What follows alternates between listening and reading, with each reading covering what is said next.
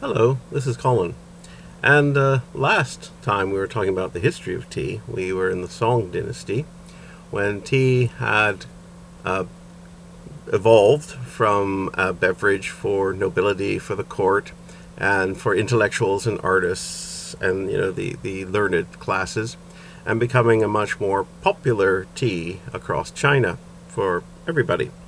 And it was during this time that they had something called the tea competition, which is still, in some variations, practiced today. It's quite involved, and it really doesn't seem much like the tea we know today. I'll just read out what it says. Okay, so what they did is they took a fragment from a tea slab. Now, as I mentioned earlier, tea was powdered and compressed into blocks and shapes. So they would take a fragment of a tea slab, placed between sheets of white paper, hammered into small pieces, chopped up finely with a tea knife, which is probably the least dangerous type of knife, pulverized in a mortar, and the powder passed through a fine sieve. The finer the powder, the better its ability to float on water and form flowers. The tea powder was then transferred to a warm bowl and stirred into a paste through the addition of water. Water was mixed drop by drop in short intervals, and the mixture whipped with a tea whisk.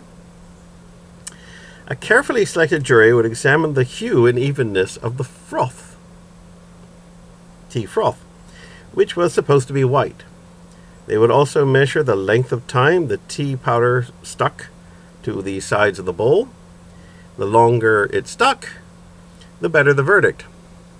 It's kind of curious when you think about it, because when they talk about the tea competition, it's all about appearance, and it mentions nothing about the actual taste of the tea.